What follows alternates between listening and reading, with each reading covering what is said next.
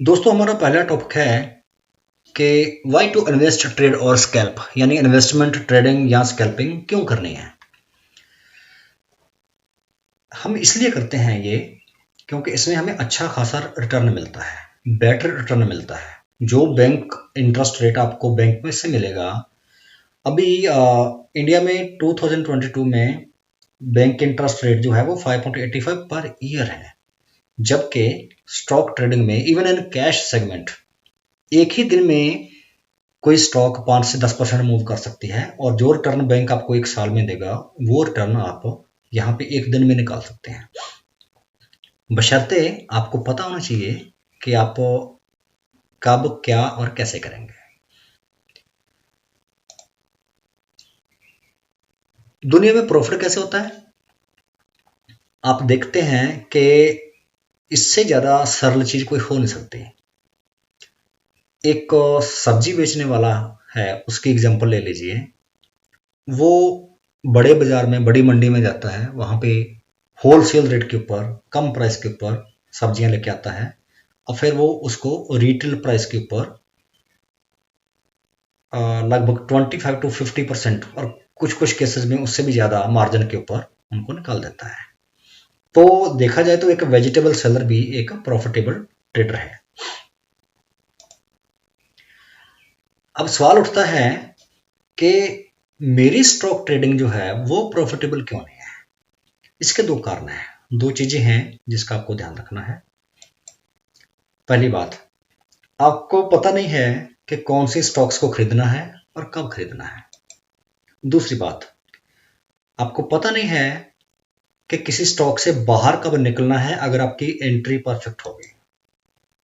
और अगर आपको नहीं पता कि किसी स्टॉक की फेयर प्राइस क्या है, और या आपकी एंट्री की जो टाइमिंग है वो सही नहीं है, तो आप गलत प्राइस के ऊपर स्टॉक को खरीद बैठते हैं। और जो स्टॉक आप गलत प्राइस के ऊपर खरीद लेते हैं, उसकी प्रवृत्ति होती है, उसकी टेंडेंसी होती है नीचे आने की, और फिर जब वो नीचे आती है आप पैनिक हो जाते हैं, फिर आप उसको सेल कर देते हैं। अगर आप गलत प्राइस के ऊपर किसी भी स्टॉक को खरीदेंगे तो आपके जो ट्रेड हैं वो लॉस मेकिंग ट्रेड बन जाएंगे, और चाहे कंपनी कितनी भी अच्छी हो, प्रॉफिटेबल हो और वेल मैनेज्ड हो, आपको लॉस हो जाएगा। पिछले साल 2 IPO आए थे जिसमें नायका का बहुत अच्छा खासा ओपनिंग लोगों को मिला था, और जिन लोगों को अलॉटमेंट हो गई थी नायका की, वो अच्छा खासा प्रॉफिट कमा के निकले हैं। सिमिलरली लेटेड व्यू एनालिटिक्स जो था वो भी बहुत अच्छी ओपनिंग प्राइस के ऊपर खोला था, और जिन लोगों को आईपीओ में ही अलॉटमेंट मिल गई थी वो अच्छा खासा प्रॉफिट कमा के निकले।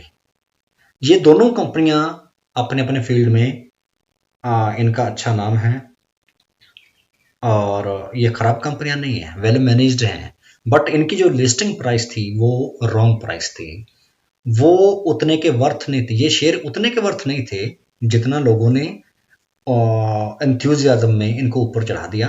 और आप देख सकते हैं कि इतनी अच्छी ओपनिंग के बाद नाइका का जो शेयर है वो 57% डाउन है अपनी लिस्टिंग प्राइस से, और लेटेड व्यू एनालिटिक्स का जो शेयर है वो डाउन है 55% फ्रॉम इट्स लिस्टिंग प्राइस। अगर कोई लॉन्ग टर्म पर्सपेक्ट के हिसाब से भी इसमें एंट्री लिया अलॉट लिस्टिंग वाले दिन, तो उसकी आधी से ज़्यादा कैपिटल खत्म हो चुकी है। इसलिए रॉन्ग प्राइस के ऊपर अच्छी कंपनी को भी अगर आप खरीदेंगे तो आपको लॉस होगा, प्रॉफिट नहीं होगा। आगे बढ़ते हैं तो सवाल उठता है कि मुझे अपनी स्टॉक का सिलेक्शन कैसे करना चाहिए। स्टॉक को अवेल्यूएट करने के और उसको सिलेक्ट करने के कई सारे तरीके हैं। उसमें से एक फंडामेंटल एनालिसिस आता है, इसके भी बहुत सारे तरीके हैं, और फिर एक टेक्निकल एनालिसिस आता है, इसके भी कई सारे तरीके हैं। फंडामेंटल में हम ये देखते हैं कि किसी कंपनी की पॉजिटिव नेट इनकम है, कंपनी अपने ऑपरेशन से नेट इनकम कमा रही है, और कंपनी की जो टोटल एसेट्स हैं उसके ऊपर इस साल में, इस चालू साल में उसको पॉजिटिव रिटर्न उसके स्टॉक ने दी है। Number 3, positive operating cash flow in the current year, यानी चालू साल में, आज जो अभी जो साल चल रहा है उसमें उसका जो अपने ऑपरेशन से कैश फ्लो है वो पॉजिटिव है या नहीं है। नंबर 4, कि जो ऑपरेशन से कैश फ्लो आता है वो नेट इनकम से ज्यादा होनी चाहिए, यहां से अर्निंग्स की क्वालिटी पता चलती है। इसके अलावा lower amount of long term debt in the current period, यानी लॉन्ग टर्म जो डेट है कंपनी का वो रिड्यूस होता दिखना चाहिए, यानी कंपनी प्रॉफिट कमा रही है और साथ साथ में अपना जो कर्ज है उसको चुकाती जा रही है।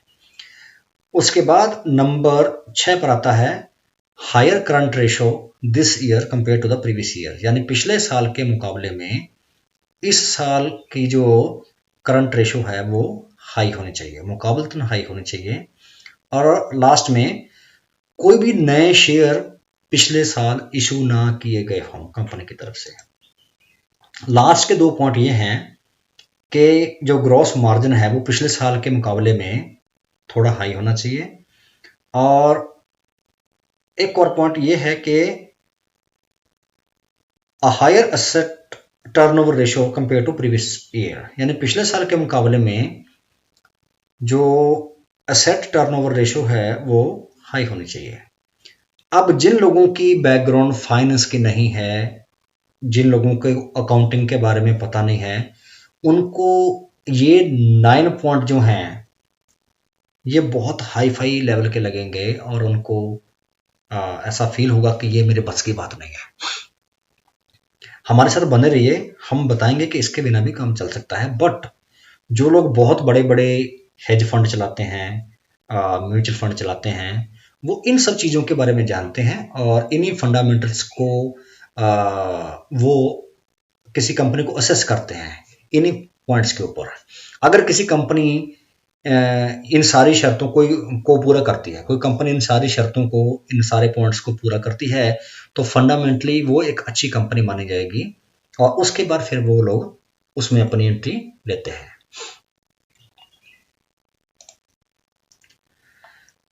ये चीजों को अवेल्यूएट करने का, कंपनीज को अवेल्यूएट करने का ये जो तरीका मैंने आपको बताया पिछली स्क्रीन में, उसमें टोटल 9 पॉइंट थे, क्या ये सच में काम करता है? क्या इस तरीके से स्टॉक्स को सिलेक्ट करके अवेल्यूएट करके अगर जो भी कंपनीज आप ढूंढ के निकालेंगे, जो भी सेलेक्ट करेंगे, क्या उससे वाकई प्रॉफिट होता है? यस, ये मेथड अच्छे तरीके से काम करता है अगर पूरी दुनिया की जो कंडीशन है, इकोनॉमिक कंडीशन जो है, और आपके कंट्री की जो इकोनॉमिक कंडीशंस हैं वो इन्वेस्टमेंट के लिए बढ़िया है और स्टॉक आपको अच्छे खासे डिस्काउंट के ऊपर मिल रही है, तो ये मेथड, कंपनीज को अवेल्यूएट करने का ये जो मेथड है वो बहुत अच्छे तरीके से काम करता है। हाँ, ये जो मैंने 2 चीजें लिखी है ना, कि if global conditions and your countries economic conditions are good for investment then only. For example, क्या आप सोमालिया में जाके इन्वेस्टमेंट करना चाहेंगे? क्या आप पाकिस्तान में जाके इन्वेस्टमेंट करना चाहेंगे? वहां की इकोनॉमिक कंडीशन ठीक नहीं है, वहां की गवर्नमेंट स्टेबल्स नहीं है, तो ऐसे माहौल में कोई भी स्टॉक में इन्वेस्टमेंट करना खतरे से खाली नहीं है, वहां पे ये काम नहीं करेगा। या दूसरा एग्जांपल ले लो, जब 2008 में आर्थिक मंदी आई थी, ग्लोबल रिसेशन हुआ था, उस टाइप की कंडीशंस में अगर आप काम करेंगे, उस टाइप की कंडीशन में अगर आप स्टॉक में इन्वेस्टमेंट करेंगे, तो आपके ट्रेड, बहुत अच्छी कंपनी में भी आपका ट्रेड काम नहीं करेगा और आपको लॉस होगा। या अभी आपने देखा होगा यूक्रेन और रशिया की वॉर चल रही है, ऐसी कंडीशन में अगर आप रशिया में जाकर इन्वेस्टमेंट करेंगे तो वहां का कुछ फ्यूचर ही पता नहीं है कि आने वाले टाइम में क्या होने वाला है, वहां पे भी आपका ट्रेड काम नहीं करेगा। तो बोथ ग्लोबल कंडीशंस और आपके कंट्री की जो इकोनॉमिक कंडीशन है, जियोपॉलिटिकल सिचुएशन है, वो इन्वेस्टमेंट के लिए कंड्यूसिव होनी चाहिए, अच्छी होनी चाहिए, तभी जाके आपका ये मेथड काम करता है। अगर ग्लोबल कंडीशन भी सही है और आपके कंट्री की इकोनॉमिक कंडीशन भी सही है, उसके बाद भी एक प्रॉब्लम आती है इसमें, और वो प्रॉब्लम क्या है कि ये फार्मूला सिर्फ पास्ट डेटा के ऊपर काम करता है। It doesn't know what is going to happen in next quarter. इस फार्मूले को ये नहीं पता कि आने वाले क्वार्टर में क्या होने वाला है। फॉर एग्जाम्पल, कोई बहुत अच्छी ऑटो कंपनी है और उन्होंने एक बहुत अच्छा इलेक्ट्रिक स्कूटर बनाया है जो 1 घंटे में चार्ज हो जाता है और लगभग 200-300 किलोमीटर की रेंज देता है। तो शुरू शुरू में उस कंपनी में बहुत अच्छा प्रॉफिट मिल सकता है, उसकी सेल्स ग्रोथ हो सकती है, उसका प्रॉफिट मार्जिन लगातार बढ़ता जाता रह सकता है। लेकिन अचानक लोगों को पता चलता है कि 6-7 महीने यूज करने के बाद ही उस स्कूटर के अंदर जो बैटरी है उसकी एफिशिएंसी डाउन हो जाती है। अब वो चार्ज होने के लिए 7 घंटे लेता है और 7 घंटे चार्ज होने के बाद भी उसकी जो बैटरी है वो मात्र आधे घंटे तक का ही बैकअप देती है और 30 से 40 किलोमीटर से ज़्यादा वो स्कूटर जाता नहीं है। तो कंडीशन अब चेंज होगी। आपने इस कंपनी में इन्वेस्टमेंट की थी पास्ट डेटा के हिसाब से कि इसकी बिक्री बढ़ रही है, इसका प्रॉफिट बढ़ रहा है, बट 2 क्वार्टर के बाद इस कंपनी की कंडीशन चेंज हो गई। अब इस चेंज हुई कंडीशन को देखते हुए बहुत सारे इन्वेस्टर इसमें से निकलना चालू कर देंगे, तो ये फार्मूला अब काम करना बंद कर देगा, क्योंकि ये पास्ट डेटा के हिसाब से किसी कंपनी के भविष्य को बताने की कोशिश करता है। अगर वो कंडीशन नहीं रही जो कंडीशन एवेल्यूएशन के टाइम पे थी, तो ये फार्मूला काम नहीं करेगा। इसलिए आपको अपने पोर्टफोलियो में जितनी भी कंपनीज है उनको क्वार्टर बाय क्वार्टर बेसिस के ऊपर एवेल्यूएट करना होता है और उस कंपनी के बारे में जानकारी रखते रहना होता है जिस कंपनी में आपने इन्वेस्टमेंट किया हुआ है।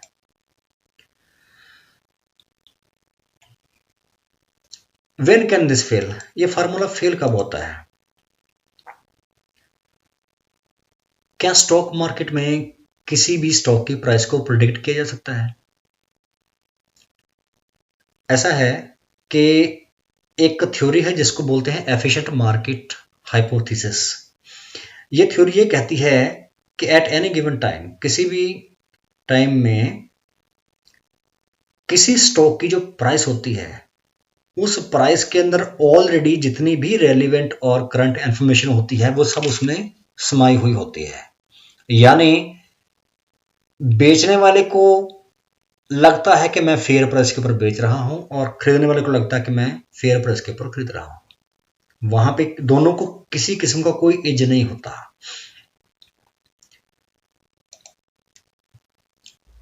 क्वार्टरली रिजल्ट जो हैं वो तो एक क्वार्टर के बाद आते हैं, बट 2 क्वार्टरली रिजल्ट्स के बीच में सर्कमस्टांसेस बदल जाते हैं बहुत सारे कारकों की वजह से। जैसा कि मैंने पिछली स्क्रीन में आपको एक एग्जांपल दी थी स्कूटर बनाने वाली कंपनी की, कि 5-6 महीने के बाद उसकी बैटरी ने काम करना बंद कर दिया, तो सर्कमस्टांसेस बदल गए। इसीलिए वो जस्ट एक एग्जांपल थी। अब इसमें आगे जाके आप देखेंगे कि केवल यही नहीं और भी बहुत सारे कारक होते हैं जो किसी कंपनी की प्राइस को अफेक्ट करते हैं। उस वजह से प्राइस डेली अप डाउन होती रहती है। इसीलिए आने वाले फ्यूचर में किसी भी कंपनी में होगा क्या, इसका हम एक अंदाजा लगा सकते हैं, बट आप 100% श्योरिटी के साथ नहीं कह सकते कि अगर किसी कंपनी ने पिछले 2 क्वार्टर में बहुत बढ़िया प्रॉफिट दिया है तो ये ट्रेंड कंटिन्यू रहेगा, क्योंकि बहुत सारे फैक्टर कंपनी के भी हाथ में नहीं होते हैं। For example Jio political situation, किसी कंट्री की पॉलिटिकल सिचुएशन, ये कंपनी के हाथ में नहीं है। या फिर किसी ने कोई नई चीज इन्वेंट कर दी और उसने पहले के जितने भी मार्केट में प्लेयर थे उन सबको आउटडन कर दिया, उनको ओवरटेक कर दिया।